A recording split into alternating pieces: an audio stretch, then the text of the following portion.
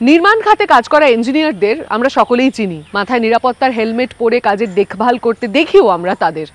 আমাদের পরবর্তী প্রতিবেদনটি এমন কিছু ইঞ্জিনিয়ারদের নিয়ে যারা আকারে ছোট, কিন্তু কাজের বিনিময়ে তারা কোনো অর্থ বা কর্মঘণ্টার দিকে খেয়াল রাখেন না এবং তারা নিরলস।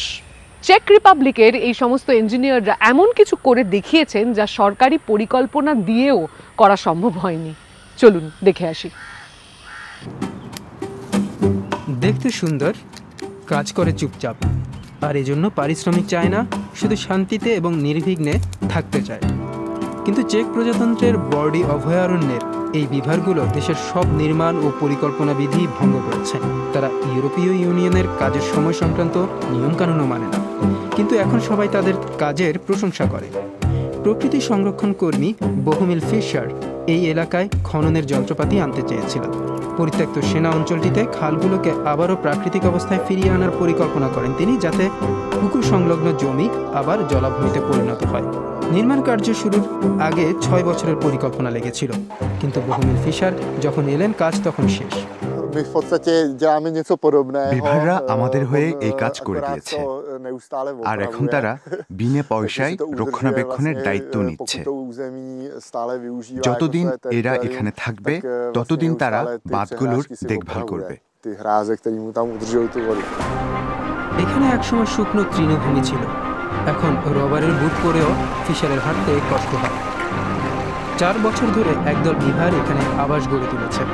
নিষ্কাশন খালগুলো এখনো সোজা রয়েছে, কিন্তু পলি জমা করে বিভারের তৈরি বা লাভাভা নদীর বিরল প্রজাতির পাথুরে চিংড়িকে রক্ষা করছে। বিভাররা প্রকৃতির অক্লান্ত কর্মী। একটি বিভার বছরে 200টি অবধি গাছ কাটতে পারে।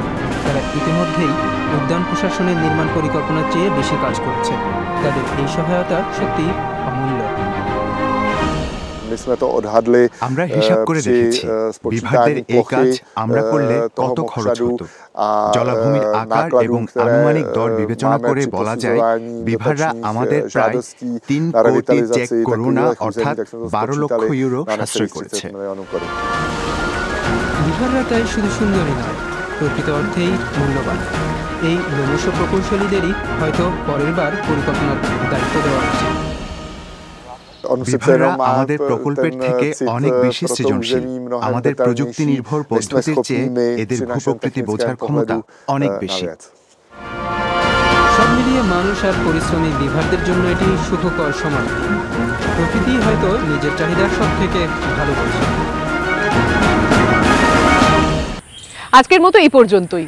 অন্য প্রাণীদের সঙ্গে নিয়েই এই পৃথিবীতে আমাদের বসবাস, আর এই পারস্পরিক নির্ভরশীল সম্পর্কের জন্যে সহাবস্থানই প্রধান।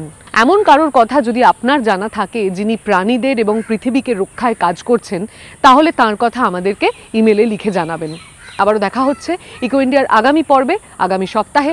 ততদিন ভালো থাকবেন, সুস্থ থাকবেন। নমস্কার।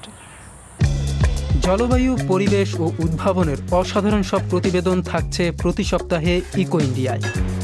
জলবায়ু সুরক্ষা ও টেকসই ভবিষ্যতের পথে পরিবেশ বান্ধব চাকরি ও পেশার কথা তুলে ধরি আমরা।